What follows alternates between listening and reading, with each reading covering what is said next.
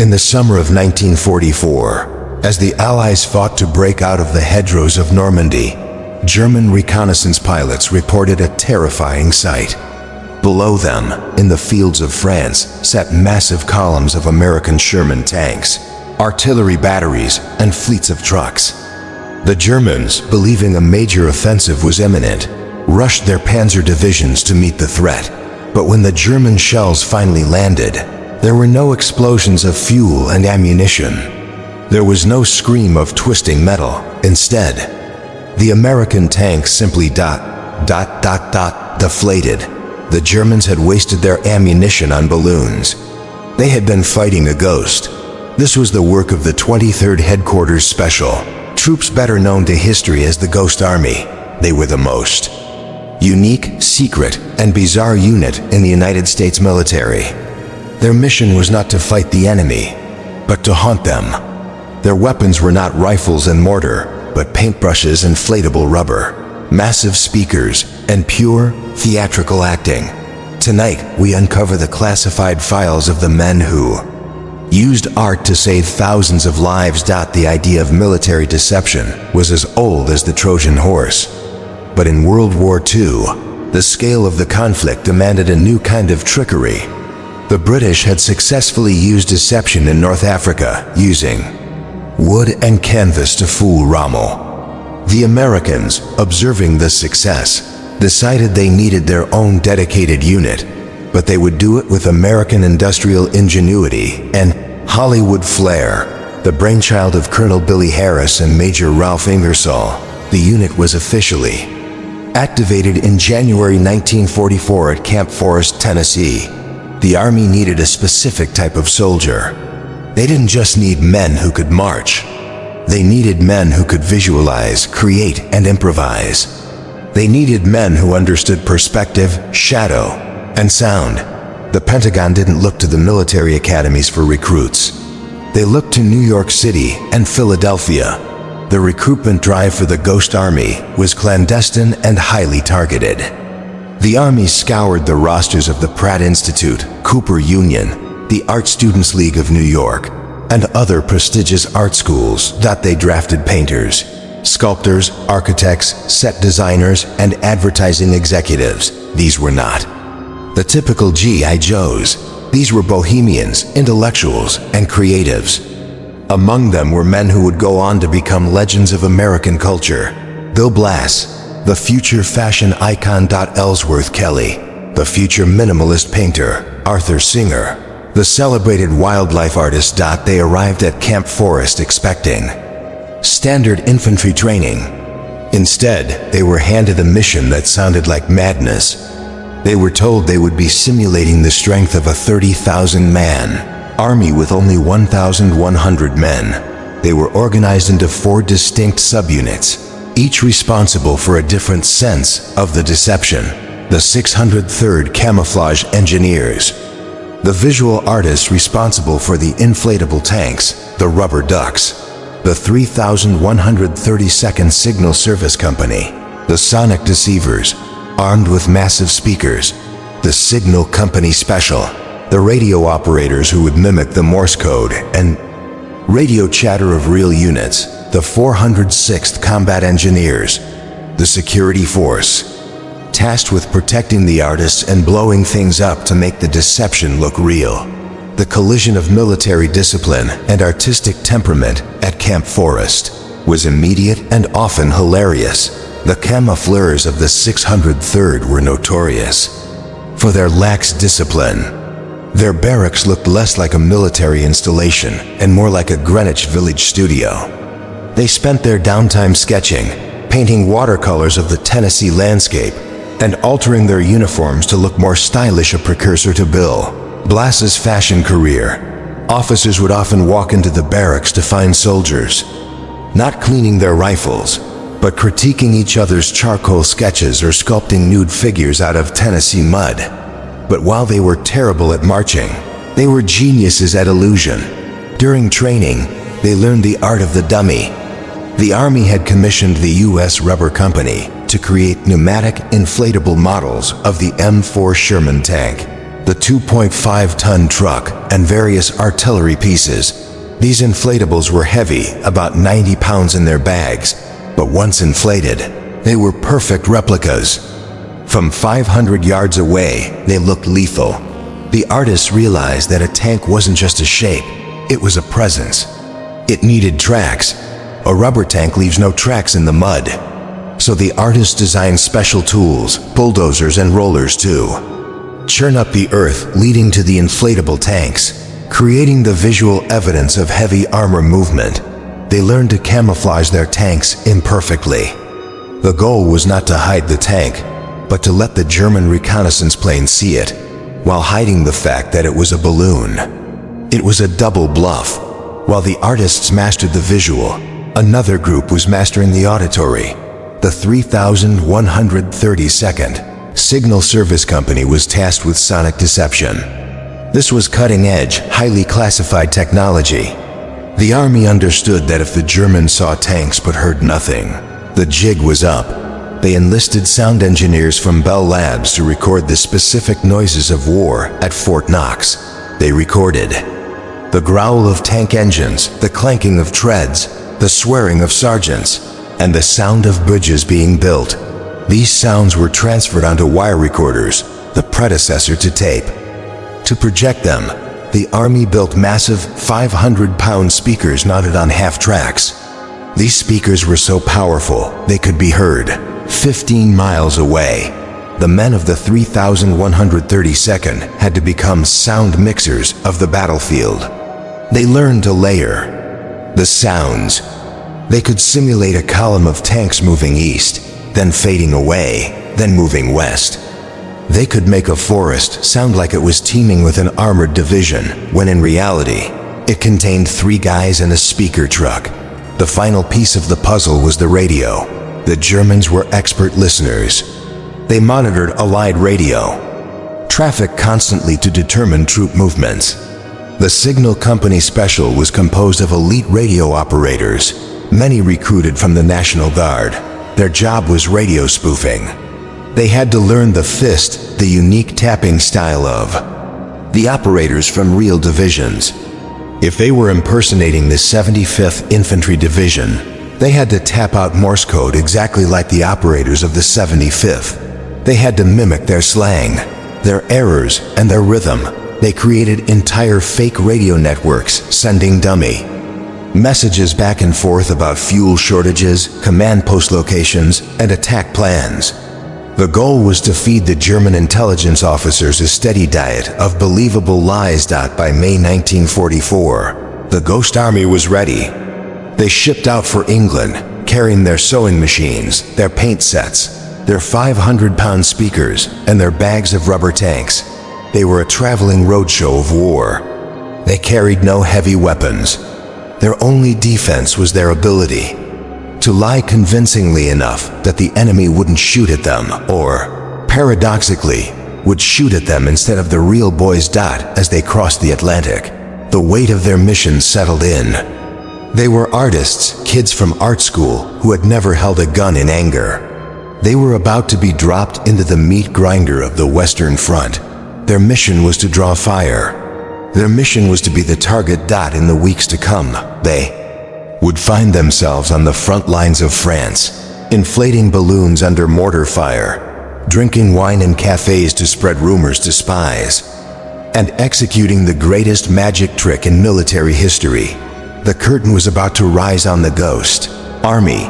When the 23rd Headquarters Special Troops arrived in Europe, they brought with them the strangest inventory in the history of the U.S. Army. While other divisions were counting how many rounds of .50 caliber ammunition they had, the Ghost Army was counting air compressors, gallons of olive drab paint, and spools of recording wire. Their job was multimedia warfare. To fool the sophisticated German observation network, the deception had to be perfect across 3 dimensions: visual, sonic, and radio. If a German scout plane saw a tank column, but the radio intercept stations heard nothing, the jig was up. If a German listening post heard a bridge being built, but saw no trucks carrying pontoons, the illusion would fail. the Ghost Army had to create a seamless, synchronized reality. And their primary weapon was a collection of inflatable rubber balloons that looked terrifyingly like the real thing.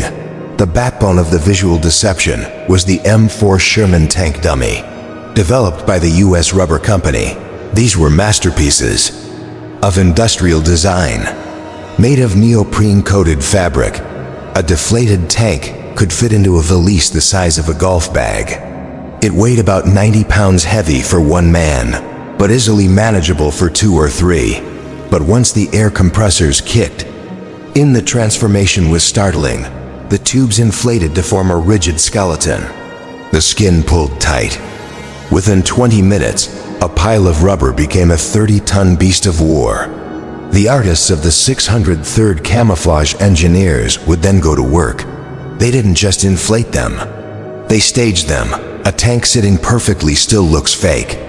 A real tank settles into the mud. So the artists would partially deflate the tracks to make them look heavy. They would drape real camouflage netting over the rubber hulls to break up the silhouette. Most importantly, they understood that a tank is not an island. A tank column leaves a scar on the earth. The unit traveled with real bulldozers. Before the tanks were set up, the dozers would carve deep, parallel ruts into the fields, churning up the grass and mud. The inflatable tanks were then placed precisely at the end of these tracks. From 5,000 feet in the air, the altitude of a Luftwaffe reconnaissance plane, the illusion was flawless. The tracks proved the weight. The shape proved the threat. However, working with pneumatic tanks in a war zone presented unique, often absurd hazards. The air pressure in the balloons was sensitive to temperature. As the sun rose and the air inside expanded, the tanks would look pumped up and aggressive. But in the cool of the evening, the air would contract. Sentries would often watch in horror as the formidable cannon barrel of a Sherman tank would slowly droop until it looked like a wilted flower. Or worse, an entire tank would sag to one side. Looking like a melted candle, the troops had to constantly monitor the pressure, topping them off with hand pumps or releasing valves. There was also the risk of punctures. A stray piece of shrapnel or a careless cigarette could cause a catastrophic deflation. There are stories of French farmers walking by a field, only to see 4 American soldiers pick up a 30-ton tank and rotate it by hand. The farmers would stand gaping, wondering if the Americans possessed superhuman strength, until they were sworn to secrecy by the nervous GIs. While the visual artists handled the eyes of the enemy, the 3,132nd Signal Service Company targeted their ears. This was the most technologically advanced and classified aspect of the Ghost Army. Their weapon was known as the heater. It was a massive 500-pound speaker system mounted on the back of a half-track. These were not ordinary PA systems. They were high-fidelity, long-range projectors capable of throwing sound up to 15 miles away. The audio they played was recorded on wire, recorders spools of thin steel wire that were the ancestors of the cassette tape. These wires held the specific, curated sounds of the U.S. Army at war. The genius of the sonic operation lay in the mix. The Ghost Army didn't just play a generic battle noise. They had a library of specific sound effects recorded at Fort Knox. The high-pitched whine of a Sherman tank engine, the distinct rumble of a heavier tank destroyer. The heavy thud of a pontoon bridge section being dropped into water. The metallic clanking of wrenches on steel, even the specific cursing of sergeants directing traffic. The sonic engineers became DJs of the battlefield. If the mission was to simulate an armored division moving into a forest at night, they would mix the track. They would start with the sound of engines starting up in the distance. Then, they would fade in the sound of gears shifting and treads crushing gravel. They utilized the Doppler effect, adjusting the volume and pitch to simulate movement towards the enemy lines. They operated mostly at night, when darkness blinded the German scouts but amplified the German listening posts. The Germans relied heavily on sound ranging to target their artillery. The bravery required for this job was immense. The sonic crews were essentially driving giant loudspeakers into no man's land, turning the volume up to 11 and shouting, "Here I am, shoot at me." Their goal was to draw enemy fire. If the Germans shelled the empty forest where the speakers were playing, the deception was a success. But it meant the men operating the heaters were sitting directly in the crosshairs of the German artillery, protected only by the thin armor of a half-track. The final layer of the illusion was the radio spoof. By 1944, the Germans had excellent signals intelligence.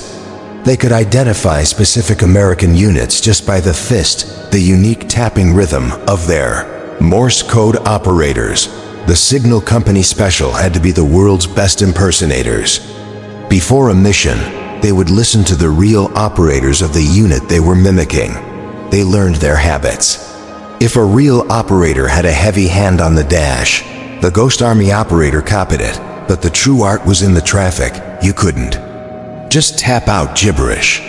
The Germans would spot a fake immediately. The radio networks had to carry plausible, realistic military traffic. The officers of the Ghost Army became scriptwriters. They wrote elaborate plays for the radio operators to perform. Unit Baker, we are low on fuel at grid coordinate 445. Request tanker. Command, the bridge section is delayed by mud. Ada 2 hours. These scripts were mundane, boring, and utterly convincing. They painted a picture of a massive logistical tale, fuel trucks, ammo dumps, command posts that didn't exist. They even included human error in the script's interrupted messages, frustration, and minor insubordination to make it feel authentic. The radio operators also pioneered a technique called flash traffic. When a real division moved out of an area, they would go on radio silence. The Ghost Army would then slip into their old positions and pick up the radio traffic, exactly where the real division left off. To the German listening posts, it looked like the division was still there. The radio volume remained constant. The fist was the same. Meanwhile, the real division was secretly flanking the German position 50 miles away. By the time the Germans realized the radio signals were coming from a skeleton crew of actors, the real hammer had already fallen on their flank. These three elements, visual, sonic, and radio, had to work in perfect concert.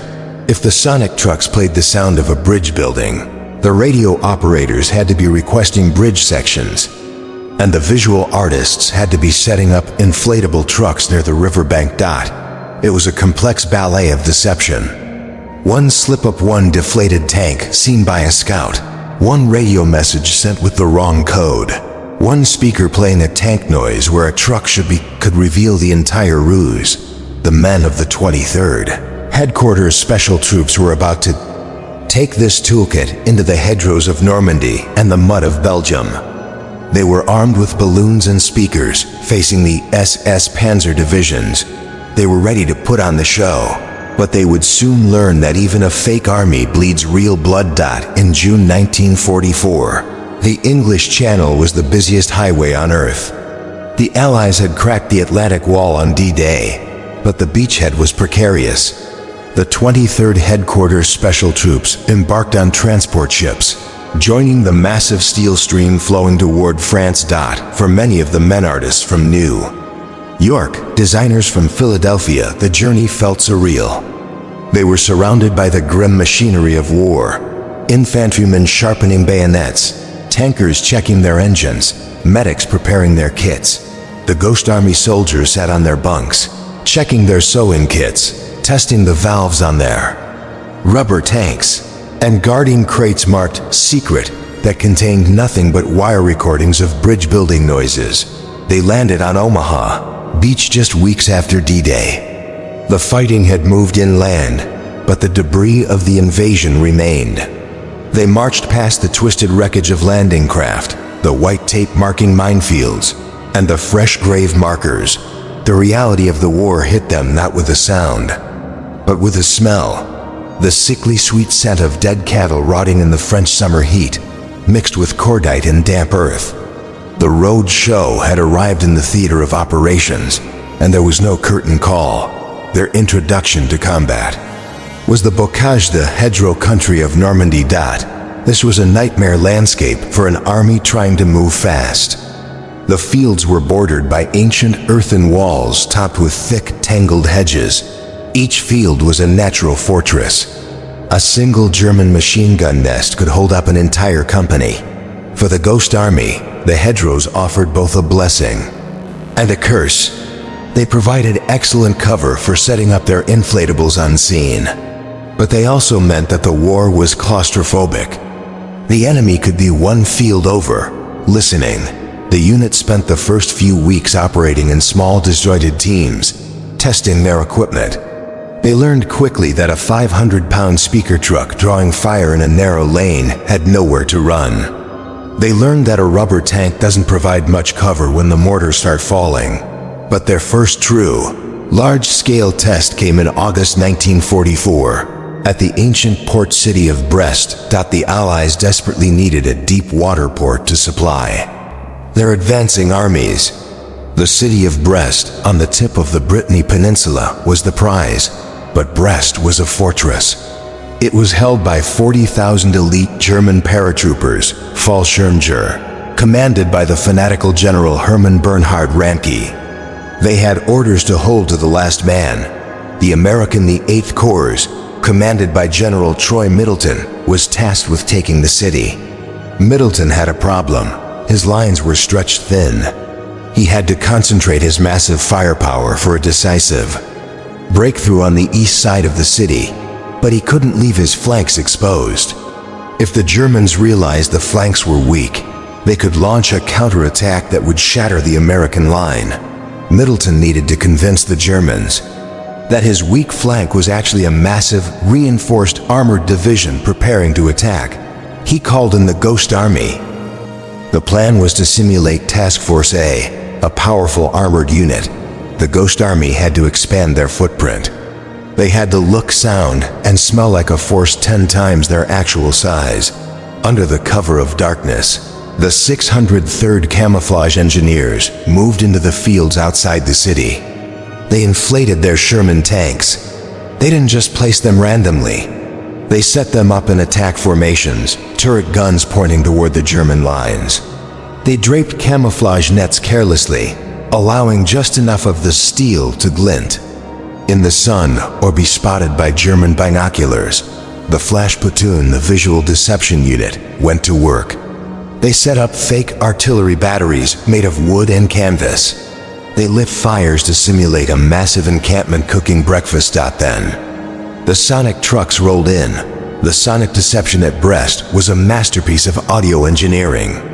The 3132nd parked their heater trucks dangerously close to the German lines, within 500 yards. As night fell, they unleashed the playlist. They played the sound of a massive armored column moving into position. The ground didn't shake, but the air vibrated with the roar of engines and the squeal of treads. They played the sounds of sergeants shouting orders, of metal striking metal, of tanks idling. To the German listening posts in the city, the auditory picture was terrifyingly clear. The Americans were massing a fresh tank division on the flank. The Germans reacted exactly as the Americans hoped.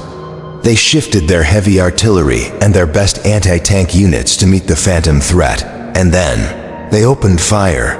This was the moment the men of the Ghost Army realized the terrifying logic of their existence. Success meant being shot at. If the Germans believed the deception, they would try to kill it. The German artillery barrages began to hammer the fields where the inflatable tanks stood. Mortar rounds walked across the sonic trucks' positions. The artists and engineers had no armor. Their tanks were balloons filled with air. If a shell hit a real tank, it might bounce off.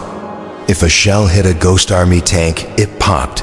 The men dove into foxholes, clutching their rifles, while their artwork was shredded by shrapnel. One soldier from the 603rd later recalled the absurdity of the situation, scrambling out of a foxhole during a lull in the shelling, armed with a patch kit and a tube of glue, desperately trying to repair a deflated 30-ton tank before the sun came up and revealed it was just a bag of wind. It was a terrifying game of chicken. They had to stay in position to keep the Germans focused on them, absorbing the punishment intended for the real infantry. While the shells fell, the radio operators of the signal company special maintained the illusion on the airwaves. They flooded the frequencies with the chatter of a bustling armored command. They reported, falsely, that the shelling was ineffective. They called for fake resupply of heavy ammunition. They coordinated imaginary airstrikes. The German intelligence officers intercepting these messages were convinced. They kept their panzer reserves pinned down on the flank, waiting for an attack that would never come, while the Germans pounded the ghosts. The real American assault smashed into the opposite side of the city. The German defenses thinned out. To meet the Phantom Army, crumbled. Brest eventually fell. The Ghost Army had held the attention of a massive German force for days, with nothing but rubber and noise. The operation was a strategic success, but it changed the unit. They were no longer just art students playing soldier. They had been under sustained artillery fire. They had seen their friends wounded. They realized that their unique skill set made them a priority target. The Germans were beginning to realize that something strange was happening on the American lines.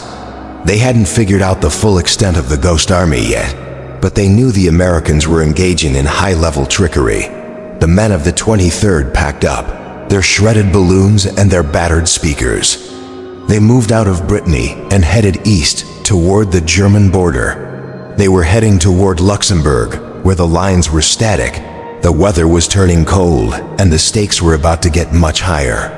They were about to be asked to hold an entire section of the front line dash alone. By the autumn of 1944, the Ghost Army had mastered the art of the visual and the sonic. They could make a field look like a tank park and sound like a marshalling yard. But Colonel Billy Harris and Major Ralph Ingersoll, the masterminds of the unit, realized there was a flaw in the illusion. Armies are not silent entities. They are composed of thousands of bored, tired, hungry young men. When an American division moves into a sector, they flood the local towns. They buy out the bakeries, they drink the taverns dry, they trade cigarettes for eggs, and they complain loudly about their sergeants if German spies and the towns of France and Luxembourg were crawling with them saw a massive tank formation in the fields but saw no soldiers in the village. They would know it was a fake. To close this loop, the 23rd Headquarters Special Troops deployed their most unique weapon, the Atmosphere Platoon. These weren't engineers or radio operators. They were actors. Their job was to put on a costume, walk into a bar, and lie to everyone they met. The first step in this theater of war was the costume department. If the Ghost Army was pretending to be the 75th Infantry Division, every soldier seen in public had to look like they belonged to the 75th. They needed the specific divisional shoulder patches on their uniforms. They needed the correct bumper markings on their Jeeps. They needed the right helmet stencils. Since the unit often impersonated a different division every week, they couldn't wait for supplies from the rear. They had to make them. The artists of the 603rd Camouflage engineers set up a mobile production factory. They called it the Sewing Circle. These tough G's would sit in the back of trucks, hunched over sewing machines, stitching thousands of counterfeit shoulder patches. The painters would mass-produce counterfeit bumper codes using stencils. They became experts in military heraldry. They kept a library of patches for every division in the U.S. Army. When the order came down, "Tonight, we are the 6th Armored," the Sewing Circle would go into overdrive. By dusk, every man in the unit, from the cook to the colonel, would be wearing the Super 6th patch. Once the costumes were ready, the actors took the stage. The stage was usually the local cafe or tavern in the nearest French or Luxembourgish town. The army knew that these places were information hubs. Resistance fighters, collaborators, and stay-behind German agents all gathered there to trade rumors. The Ghost army would send trucks loaded with troops into the town. These were the special effects teams. Their orders were specific. Go to the bar, order drinks, be rowdy, and talk. But they couldn't just babble. They had to follow a script. They were given loose talk guidelines.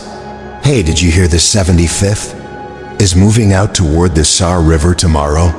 Man, the general is really riding us hard about this new offensive. We got 300 tanks parked up on the ridge, and the mud is killing the treads. They had to act like loose-lipped G is complaining about their lives, while subtly planting specific nuggets of strategic disinformation. They had to be convincing enough that the local spy, sitting in the corner nursing a beer, would finish his drink, slip out the back, and radio his German handler. The Americans are here in force. I saw them. I heard them. It sounds like a lark drinking wine and telling lies for the war effort. But it was incredibly dangerous. These men were operating in a gray zone. If they were captured by the Germans while wearing the uniform of a division they didn't belong to, they risked being treated not as prisoners of war, but as spies. Under the Geneva Convention, spies could be executed by firing squad. Furthermore, they were deliberately attracting attention. By pretending to be the vanguard of a major attack, they were inviting the Gestapo, or SS stay behind, networks to target them. There was also the risk of friendly fire socially. Sometimes, real soldiers from other American units would wander into town.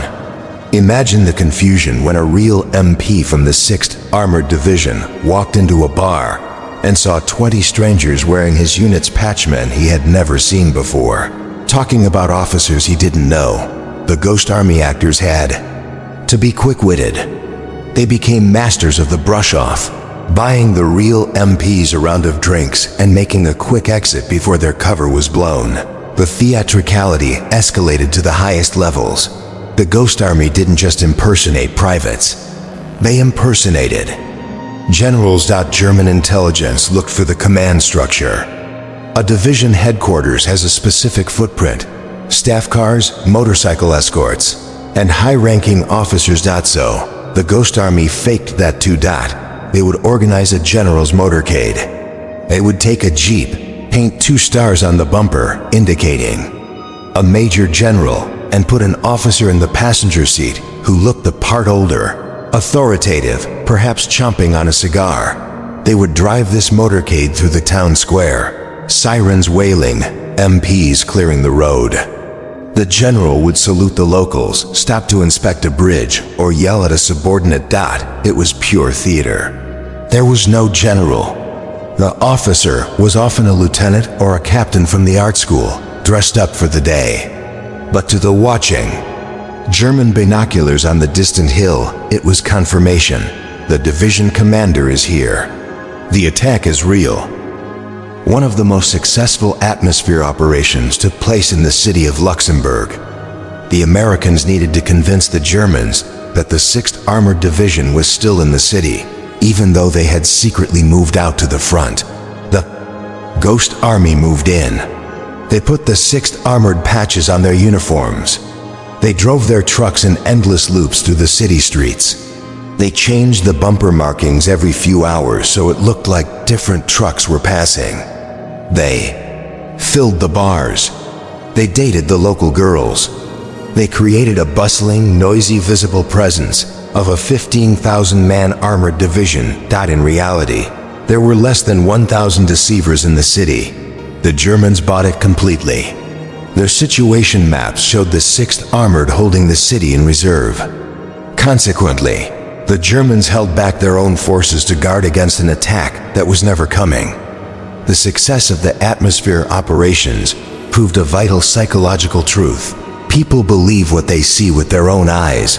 A German commander might doubt a radio signal. He might suspect a tank seen from 10,000 feet is a dummy. But if his own spy reports, "I saw the soldiers, I saw the general, I heard them complaining about the mud," the doubt vanishes. The artists of the Ghost Army understood that they weren't just painting canvas. They were painting the mind of the enemy commander. They were creating a reality so detailed, so mundane, and so loud that the Germans had no choice but to react to it. But the game was about to change. The front lines were stabilizing, the weather was turning bitter, and the Ghost Army was about to face its greatest challenge: a gap in the line, a missing division, and a desperate order to hold the ground with nothing but illusions. It was September 1944. The Allied advance was breathtaking. General Patton was driving his Third Army east toward Germany with a ferocity that stunned the world. But speed creates vulnerability. As Patton pushed the bulk of his forces toward the Saar River, he left a dangerous vacuum in his rear. Specifically, a 7-mile gap opened up in the defensive line near the town of Bettembourg, Luxembourg. This wasn't just empty farmland. This was the gateway to Luxembourg City, a vital Allied logistical hub and command center. Facing this gap was the German army, battered but regrouping. If the Germans realized that this 7-mile stretch was undefended, they could launch a counterattack that would sever Patton's supply lines and retake the capital. The American command had no combat reserves available. Every division was committed. They had only one asset left to plug the hole: the 23rd Headquarters Special Troops. For the first time, the Ghost Army was not asked to augment a fighting force. They were asked to replace one. The order came down: you are now the 6th Armored Division. The real 6th Armored, the Super 6th, was quietly pulling out of the line to reposition for an attack elsewhere. The Ghost Army had to slip into their foxholes, take over their radio frequencies, and convince the Germans that nothing had changed. The stakes were lethal. The 6th Armored had over 14,000 men and hundreds of tanks. The Ghost Army had 1,100 men and balloons. If the Germans probed the line and found it held by artists, they would punch through in an hour. The Ghost Army soldiers, armed only with light carbines and a few .50 caliber machine guns on their half-tracks, would be massacred. They moved in at night, under a cold, driving rain. As the real tanks rumbled out, the inflatable tanks were inflated and pushed into the exact same positions. The artists covered the rubber hulls with the same camouflage nets the real tankers had used. They occupied the empty foxholes, finding the discarded ration tins and cigarette butts of the men who had just left. They were stepping into warm shoes, hoping the enemy wouldn't notice the feet were smaller. For 7 days, the Ghost Army held the line. It was a performance of agonizing tension. The Sonic Company worked overtime. They knew the Germans were listening. The Germans knew the 6th Armored was a heavy, noisy unit. Silence would be a dead giveaway. So, every night, the Ghost Army played the soundtrack of a division digging in. They projected the sounds of tank engines idling to keep warm, of maintenance crews hammering on treads, of trucks resupplying the line. They played these sounds directly at the German listening posts across the valley. It was a daring taunt. We are still here. We are awake. Don't try us. Meanwhile, the Flash Platoon, Visual Deception, executed a visual masterpiece. They knew German patrols were watching with binoculars. They staged phantom movements. They would drive their few real trucks in a loop, driving up to the front loaded with soldiers, then circling back through a hidden wooded road, emptying the truck and driving up to the front again. To the Germans, it looked like a constant stream of reinforcements arriving at the front. They hung laundry lines. They lit cooking fires. They created the visual noise of thousands of men living in the field. The glue holding the illusion together was the radio. The signal company took over the 6th Armored's radio net without missing a beat. They didn't just mimic the traffic. They engaged in counterintelligence. They knew the Germans were monitoring, so they scripted messages designed to terrify the German commanders. They sent coded messages which they knew the Germans could break, implying that the 6th Armored was preparing for a massive, renewed offensive directly through the Bettembourg Gap. One script read, Unit Baker, move forward to phase line blue. Prepare for assault at 0600. the Germans swallowed the bait. Terrified of an impending attack from the 6th Armored, the German commanders ordered their troops to dig in and adopt a defensive posture, instead of attacking the weak American line. The Germans hunkered down to survive an attack that was never coming. The Ghost Army had used the enemy's own fear to paralyze them, while the deception was working at a command level. Life for the individual soldier in the foxhole was terrifying. The front line was porous. German patrols frequently probed the American positions at night, looking for weaknesses. Ghost Army soldiers lay in the mud, gripping their rifles, staring into the darkness. They knew that if a German patrol got close enough to poke a bayonet into a tank, the rubber would pop and the secret would be out. There were close calls. One night, a German patrol infiltrated the perimeter. They got close enough to hear the Americans talking. The Ghost Army security detail, the 406th Combat Engineers, held their fire. Terrified of starting a firefight they couldn't finish, the Germans, sensing the sheer number of tanks, silhouettes against the sky, retreated, reporting back that the American line was heavily fortified with armor. The artists were surviving on adrenaline and coffee.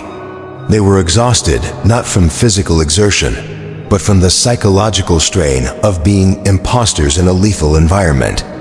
Every artillery shell that whistled overhead felt personal. Every rustle in the bushes sounded like a panzer division. Finally, after a week that felt like a year, the order came to withdraw. The 83rd Infantry Division, a real fighting unit, arrived to relieve them. The transition was chaotic. As the infantrymen marched in, they looked at the tanks the Ghost Army was packing up. One infantry sergeant reportedly walked up to a Sherman tank, tapped it, and watched it bounce.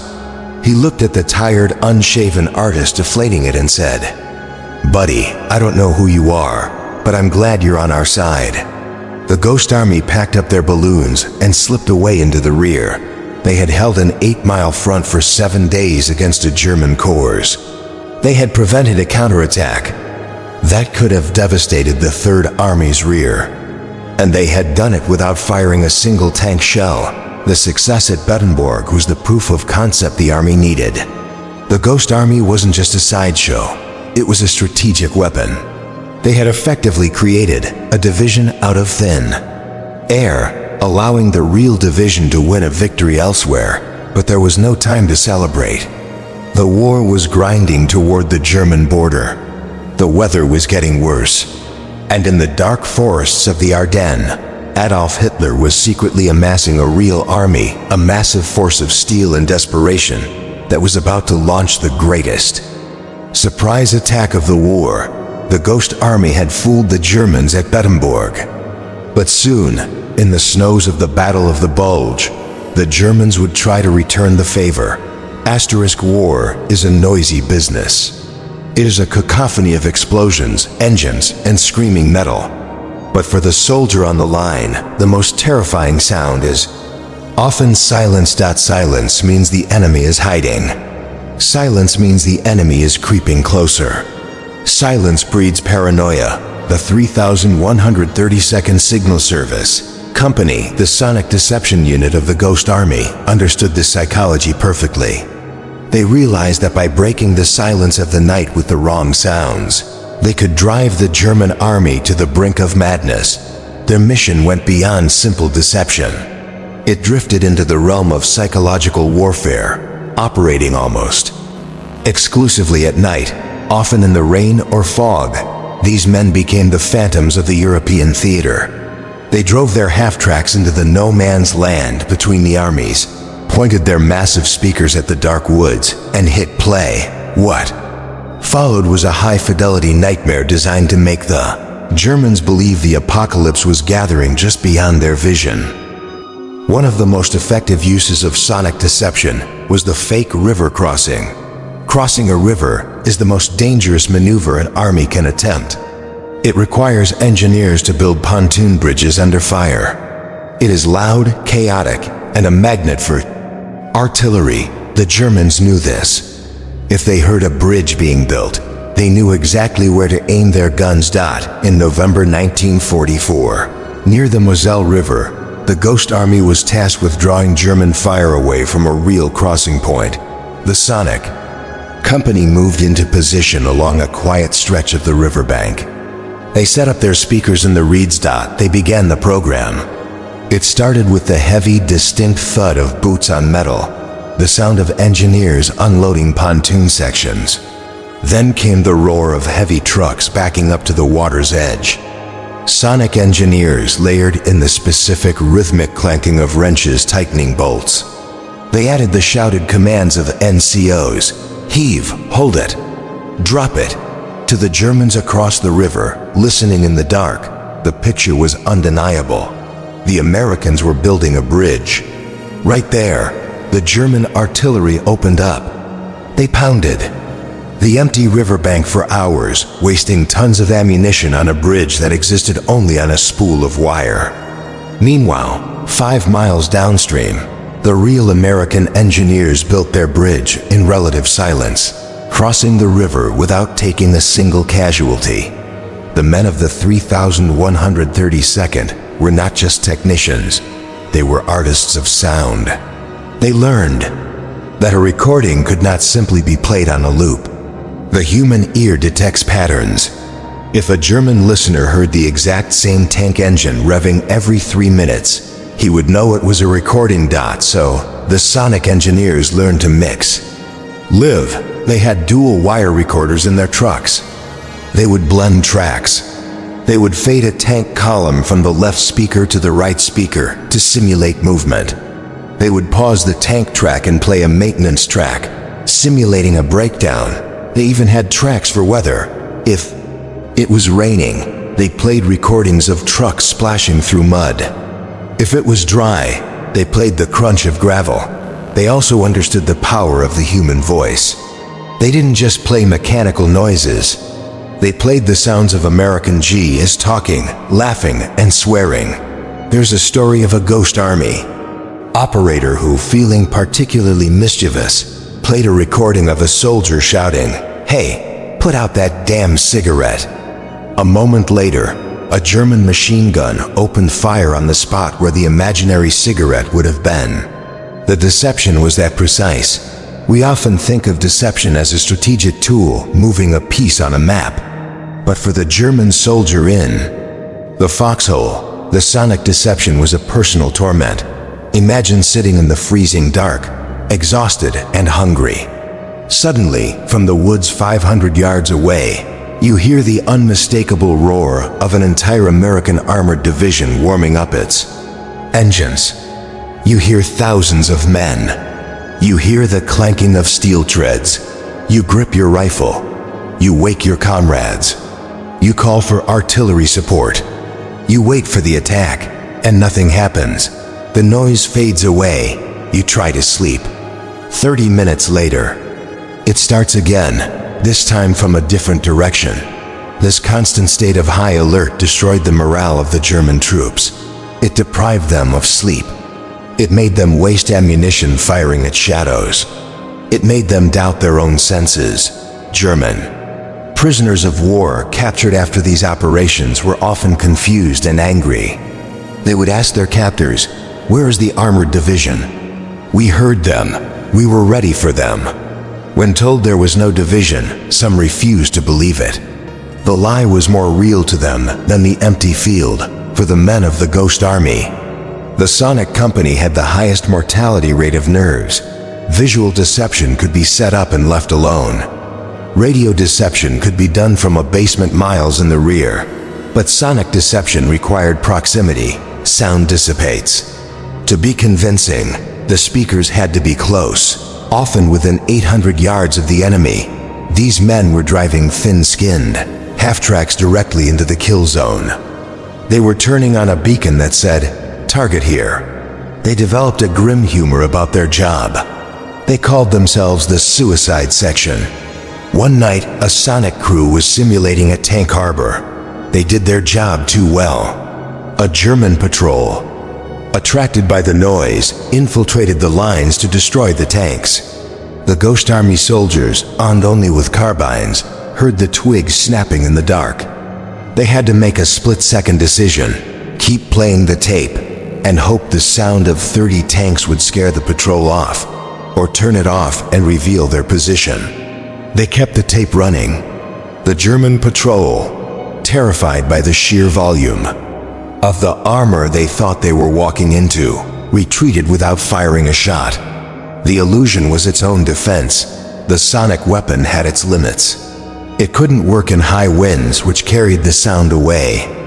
It couldn't work during a heavy artillery barrage, which drowned out the speaker's dot, and most dangerously, it couldn't work if the enemy got too close.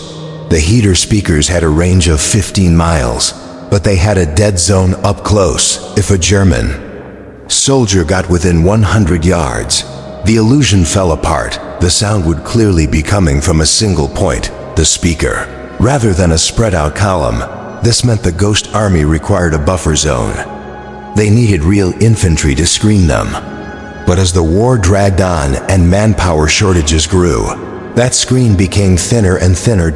By December 1944, the Ghost Army was operating in the snowy forests of the Ardennes, often with barely any protection between them and the enemy. They were playing their sounds into the teeth of the winter wind, unaware that the German army was not just listening, they were gathering for one final, massive lunge that would silence the speakers forever. The sonic war was about to be drowned out by the roar of the Battle of the Bulge. December 1944. The Allied advance had stalled at the German border. The armies settled in for the winter. The Ardennes Forest, a region of dense woods and rolling hills covering eastern Belgium and Luxembourg, was considered a quiet sector. It was rugged terrain, deemed unsuitable for heavy tanks. The American commanders used it as a resting ground for battered divisions and a training ground for green ones. They called it the Ghost Front, not because of the 23rd Headquarters Special Troops, but because nothing ever happened there. The men of the Ghost Army were billeted in the city of Luxembourg, enjoying a brief respite. They were repairing their inflatables, painting watercolors of the snow-covered cathedral, and waiting for the spring offensive. But on the morning of December 16, 1944, the Ghost Front exploded. Adolf Hitler launched Operation Watch on the Rhine, massive surprise counteroffensive designed to split the Allied armies and recapture the port of Antwerp. 3 German armies, including elite SS Panzer divisions, smashed into the thin American line. The surprise was total. American units were overrun, confusion reigned, and in the city of Luxembourg, the artists of the Ghost Army woke up to the sound of distant, rolling thunder that wasn't a recording. The first few days of the Battle of the Bulge were defined by chaos. Reports were fragmentary. German tanks were here. No, they were there. Paratroopers were dropping behind the lines. The Ghost Army, a unit designed to create confusion, found themselves trapped in it. Their immediate problem was survival. They were a high-value target with almost no defensive capability. If the German spearheads reached Luxembourg City, the 23rd would be captured or annihilated. But General George S. Patton, commanding the 3rd Army, saw an opportunity in the chaos. He realized that the German attack had created a bulge in the line. If he could execute a massive, complex maneuver turning his entire army 90 degrees to the north, he could strike the German flank and relieve the besieged American paratroopers. At Bastogne, it was one of the most difficult military maneuvers in history. Moving hundreds of thousands of men and tanks across icy roads in the middle of a battle is a logistical nightmare. And it had to be done in secret. If the Germans realized Patton was pulling his forces out of the Saar line to move north, they would attack the weakened Saar front immediately. Patton needed a screen. He needed someone to hide the empty space he was leaving behind. He needed the Ghost Army. The Ghost Army was ordered back to the front lines, specifically back to the Bettembourg area they had defended just months before. Their mission was vital: mask the movement of the 4th Armored Division. The 4th Armored was Patton's sledgehammer. It was racing north to break the siege of Bastogne.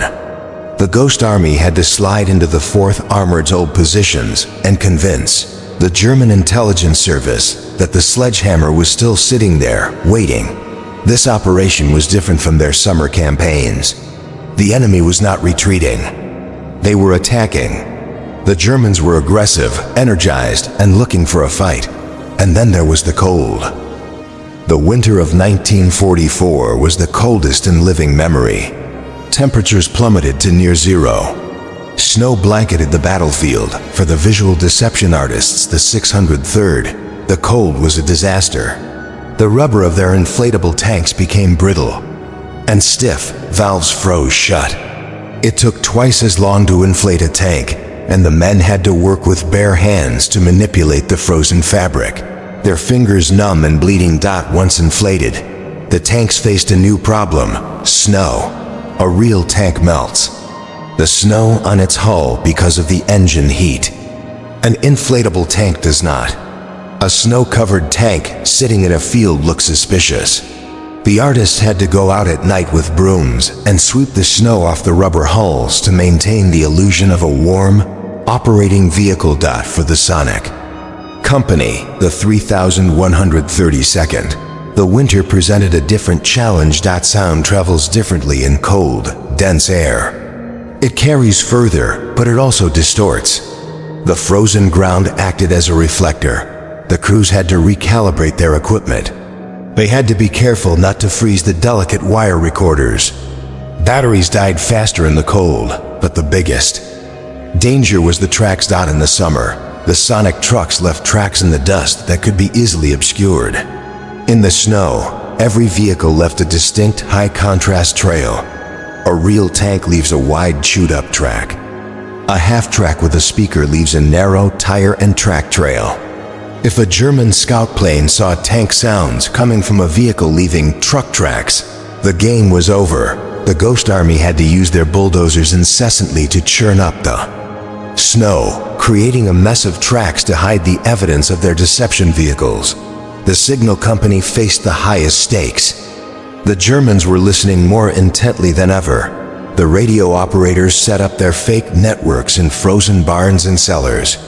They tapped out the messages of the 4th Armored Division. They complained about the cold. They requested winter oil for their tanks. They asked for more socks. They created a picture of a division that was digging in for the winter, not one that was racing north at breakneck speed. The deception worked. German intelligence maps from the time show the 4th Armored Division remaining in the Saar sector days after it had actually left, while the Ghost Army shivered in the foxholes of the Saar, keeping the Germans looking the wrong way. The real 4th Armored Division smashed into the German flank on December 26th, breaking the siege of Bastogne and relieving the 101st Airborne. There was one other, often overlooked contribution the Ghost Army made during the Bulge.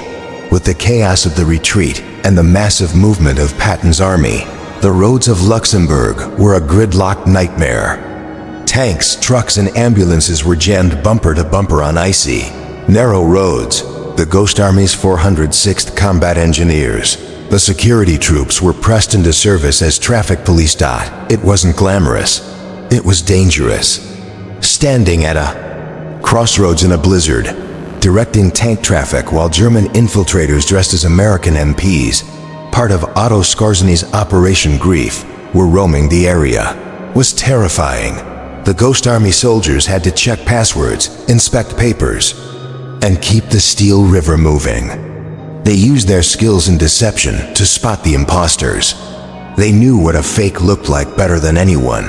The Battle of the Bulge eventually turned. The German fuel ran out, the skies cleared, and Allied air power returned. The Ghost Army survived the German offensive, but they were exhausted.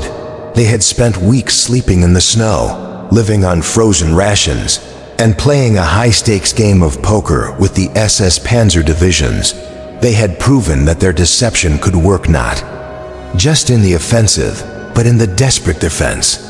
They had helped save Bastogne not by firing guns, but by holding the door open for the men who did. But the war wasn't over. The Allies still had to cross the Rhine River, the last natural barrier protecting the heart of Germany, the Allied High. Command began planning the final assault. They needed a deception plan so massive, so complex, and so perfect that it would allow an entire army to cross the river almost unopposed. They needed the Ghost, Army's masterpiece. By March 1945, the Nazi Empire was crumbling. The Allies had retaken France, liberated Belgium, and pushed through the Siegfried Line. But one final, formidable geographic barrier remained between the Allied armies and the industrial heart of Germany. The Rhine River. The Rhine was wide, fast-flowing, and historically significant. To the Germans, it was a sacred border. They had blown every bridge. To cross it, the Allies would have to launch an amphibious assault rivaling D-Day in complexity. General William Simpson, commanding the U.S. Ninth Army, was tasked with the main crossing in the north, near the city of Wesel. He gathered a colossal force, over 300,000 men, thousands of tanks, and massive stockpiles of artillery. Simpson knew that if the Germans concentrated their remaining panzer divisions at Wesel, the crossing would be a bloodbath. He needed the Germans to look somewhere else. He needed them to believe the attack was coming 10 miles to the south, near the town of Viersen. He called for the 23rd Headquarters Special Troops. The order was staggering. The Ghost Army, numbering just over 1,100 men, was ordered to simulate 2 full infantry divisions, the 30th and 79th, and a massive armored reinforcement force of over 30,000 men. This was Operation Viersen. It was the ultimate test of the Rubber Army. The Ghost Army moved into the Viersen sector on March 18, 1945. They had 5 days to build a fake army before the real attack began on March 23rd. This operation utilized every single asset the unit possessed. It was a multimedia blitz. The visuals, the 603rd Camouflage engineers went to work in the open fields. They inflated 600 dummy tanks and trucks. But they didn't just place them. They created a narrative. They set up staging areas. On day 1, the fields were empty. On day 2, a few trucks appeared. By day 4, the fields were packed with tanks and artillery, simulating a massive buildup of forces preparing to jump off. To make the deception perfect, they used real engineer equipment to construct fake airstrips. They laid out white tape to simulate runways and parked inflatable L-4 Grasshopper observation planes in neat rows. German reconnaissance pilots, flying overhead, saw the unmistakable signature of an army preparing for a massive offensive. The atmosphere. The special effects platoon flooded the local towns. They wore the patches of the 30th and 79th Divisions. They drove their trucks back and forth in convoys, creating traffic jams. They were loud, confident, and everywhere. They made sure the civilians and the German spies among them knew exactly who was in town, while the visual artists filled the fields. The 3,132nd Signal Company prepared the soundtrack for the invasion. They set up their massive speakers along the west bank of the Rhine, facing the German positions on the east bank. The river is wide, and sound carries well over water. For 3 nights leading up to the attack, they played a carefully curated mix. Night 1, the sound of trucks moving into the area. Night 2, the sound of tanks arriving and engines idling. Night 3, the climax, the sound of pontoon bridges being built. This was the critical lie. The sound of engineers hammering, heavy sections splashing into the water, and NCOs shouting orders carried across the river. To the German ears in the darkness, it sounded like the Americans were feverishly constructing crossing points at Viersen. Sonic deception was so convincing that American units on the flanks called headquarters to ask, "When did the 30th Division get here? We can hear them building the bridge." They were hearing a recording. The Signal Company Special created the most complex fake radio network of the war. They mimicked the command traffic of 2 full divisions and a corps headquarters. They sent hundreds of messages coordinating the attack. They requested air cover for the Viersen sector. They reported on the status of the non-existent bridge construction. They complained about the mud. German intelligence, intercepting these signals, triangulated the source. All the arrows pointed to Viersen. The visual evidence, the sonic evidence, and the radio evidence all told the same lie. The Americans are crossing at Viersen. The deception worked beyond General Simpson's wildest dreams. German observation posts reported the massive buildup. German radio intercepts confirmed the command structure. Terrified of a breakthrough at Viersen, the German High Command moved the bulk of their artillery and their best remaining Panzer Reserve south, directly opposite the Ghost Army's position. They began to shell the fields of Viersen. They pounded the inflatable tanks. They wasted thousands of rounds of precious ammunition on empty space. The men of the Ghost Army huddled in their foxholes, enduring the barrage. They knew that every shell falling on them was a shell not falling on the real 9th Army 10 miles away. They were the magnet, and the magnet was working. The plan was to simulate Task Force A powerful armored unit. The Ghost Army had to expand their footprint. They had to look, sound, and smell like a force 10 times their actual size. Under the cover of darkness, the 603rd Camouflage engineers moved into the fields outside the city. They inflated their Sherman tanks. They didn't just place them randomly. They set them up in attack formations, turret guns pointing toward the German lines. They draped camouflage nets carelessly, allowing just enough of the steel to glint in the sun or be spotted by German binoculars. The flash platoon, the visual deception unit, went to work. They set up fake artillery batteries made of wood and canvas. They lit fires to simulate a massive encampment cooking breakfast. Then, the sonic trucks rolled in. The sonic deception at Brest was a masterpiece of audio engineering. The 3,132nd parked their heater trucks dangerously close to the German lines, within 500 yards. As night fell, they unleashed the playlist. They played the sound of a massive armored column moving into position. The ground didn't shake, but the air vibrated with the roar of engines and the squeal of treads. They played the sounds of sergeants shouting orders, of metal striking metal, of tanks idling. To the German listening posts in the city, the auditory picture was terrifyingly clear. The Americans were massing a fresh tank division on the flank. The Germans reacted exactly as the Americans hoped. They shifted their heavy artillery and their best anti-tank units to meet the phantom threat, and then they opened fire. This was the moment the men of the Ghost Army realized the terrifying logic of their existence. Success meant being shot at. If the Germans believed the deception, they would try to kill it. The German artillery barrages began to hammer the fields where the inflatable tanks stood. Mortar rounds walked across the sonic trucks' positions. The artists and engineers had no armor. Their tanks were balloons filled with air. If a shell hit a real tank, it might bounce off. If a shell hit a Ghost Army tank, it popped. The men dove into foxholes, clutching their rifles, while their artwork was shredded by shrapnel.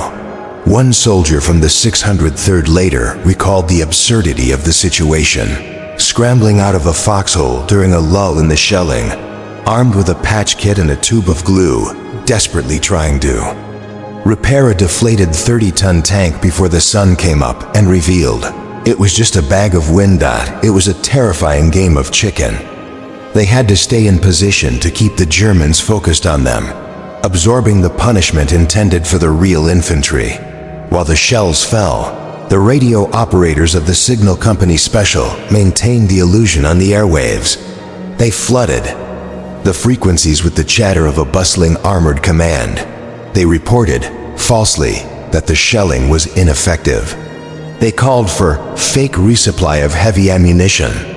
They coordinated imaginary airstrikes. The German intelligence officers intercepting these messages were convinced They kept their panzer reserves pinned down on the flank, waiting for an attack that would never come, while the Germans pounded the ghosts. The real American assault smashed into the opposite side of the city.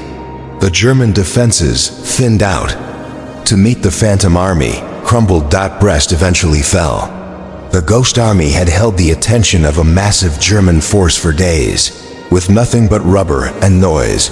The operation was a strategic success, but it changed the unit. They were no longer just art students playing soldier. They had been under sustained artillery fire. They had seen their friends wounded. They realized that their unique skill set made them a priority target. The Germans were beginning to realize that something strange was happening on the American lines. They hadn't figured out the full extent of the Ghost Army yet, but they knew the Americans were engaging in high-level trickery. The men of the 23rd packed up, their shredded balloons and their battered speakers. They moved out of Brittany and headed east toward the German border. They were heading toward Luxembourg, where the lines were static.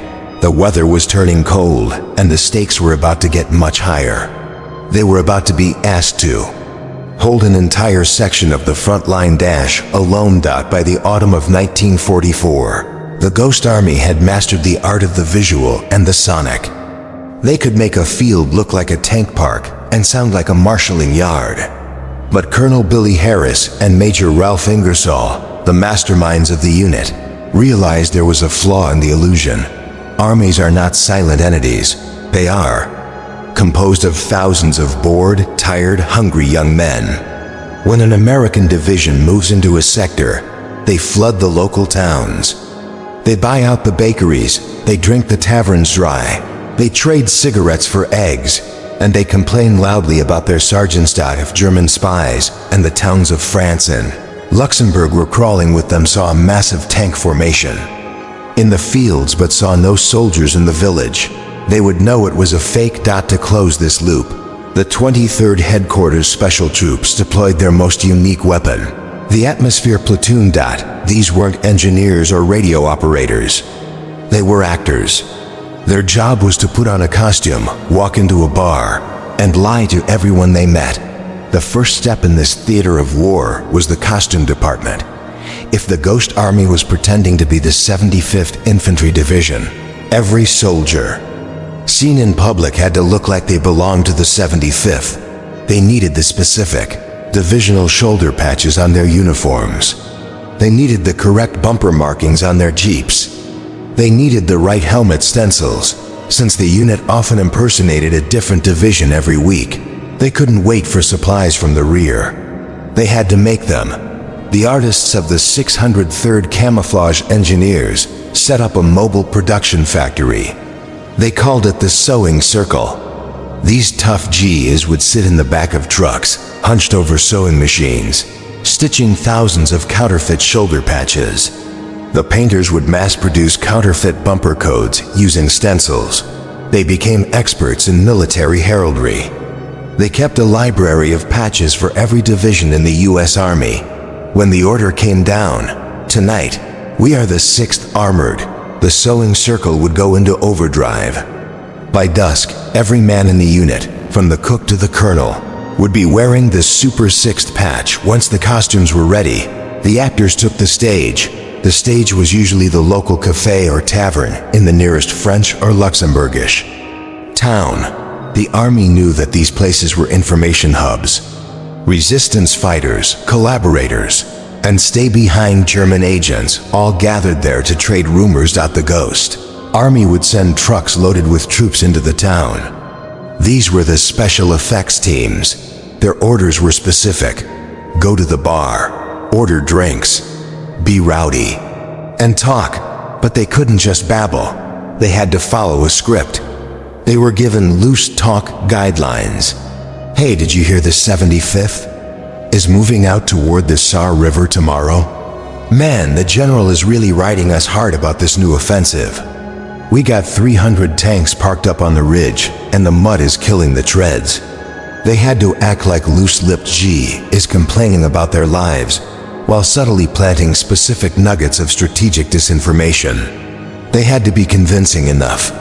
that the local spy, sitting in the corner nursing a beer, would finish his drink, slip out the back, and radio his German handler, "The Americans are here in force. I saw them. I heard them." It sounds like a lark drinking wine and telling lies for the war effort. But it was incredibly dangerous. These men were operating in a gray zone. If they were captured by the Germans while wearing the uniform of a division they didn't belong to, they risked being treated not as prisoners of war, but as spies. Under the Geneva Convention, spies could be executed by firing squad. Furthermore, they were deliberately attracting attention. By pretending to be the vanguard of a major attack, they were inviting the Gestapo, or SS stay-behind, networks to target them. There was also the risk of friendly fire socially. Sometimes, real soldiers from other American units would wander into town. Imagine the confusion when a real MP from the 6th Armored Division walked into a bar and saw 20 strangers wearing his unit's patchmen he had never seen before, talking about officers he didn't know. The Ghost Army actors had to be quick-witted. They became masters of the brush-off, buying the real MPs a round of drinks and making a quick exit before their cover was blown. The theatricality escalated to the highest levels. The Ghost Army didn't just impersonate privates. They impersonated generals. German intelligence looked for the command structure. A division headquarters has a specific footprint: staff cars, motorcycle escorts, and high-ranking officers. So, the Ghost Army faked that too. They would organize a general's motorcade. They would take a jeep, paint 2 stars on the bumper, indicating a major general, and put an officer in the passenger seat who looked the part: older, authoritative, perhaps chomping on a cigar. They would drive this motorcade through the town square, sirens wailing, MPs clearing the road. The general would salute the locals, stop to inspect a bridge, or yell at a subordinate. It was pure theater. There was no general. The officer was often a lieutenant or a captain from the art school, dressed up for the day. But to the watching German binoculars on the distant hill, it was confirmation. The division commander is here. The attack is real.